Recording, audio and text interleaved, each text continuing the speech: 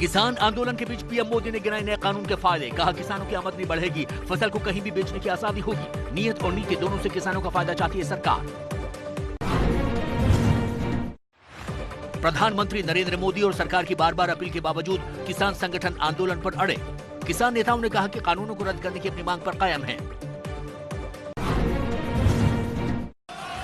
17वें दिन किसानों ने तेज कर दिया आंदोलन। कुछ जगहों पर टोल प्लाजा को फ्री किया, कई टोल प्लाजा पर हंगामा किया। आने वाले दिनों में आंदोलन को और तेज करने का ऐलान कर चुके हैं किसान संगठन।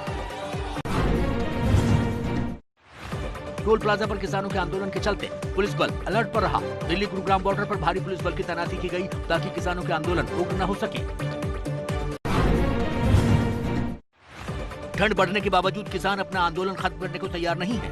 किसानों का कहना है कि जब तक सरकार कृषि कानूनों को रद्द नहीं करती, वो अपना आंदोलन जारी रखेंगे।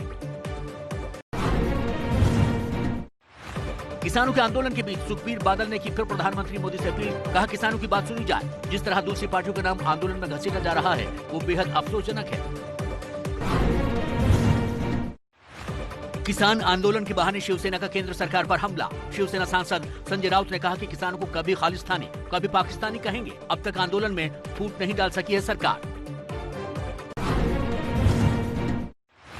दिल्ली से सटे गाजीपुर बॉर्डर पर पहुंचा वकीलों का दल। किसानों के आंदोलन का समर्थन किया। कहा किसानों की मांगे माने सरकार। कृषि कानून के खिलाफ विरोध कर रहे किसानों ने मुड़ाया सर। नोएडा के अंबेडकर मेमोरियल पार्क में किया प्रदर्शन। कृषि कानून रद्द किए जाने तक आंदोलन की चेतावनी।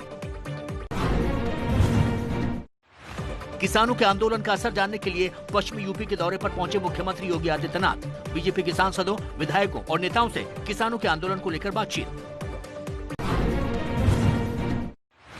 योगी आदित्यनाथ की पश्चिमी यूपी यात्रा का खास मकसद किसान आंदोलन से निपटना और उन्हें अपना बनाना है। उनके दौरे में बीजेपी के प्रदेश अध्यक्ष स्वतंत्र देव सिंह भी साथ रहेंगे।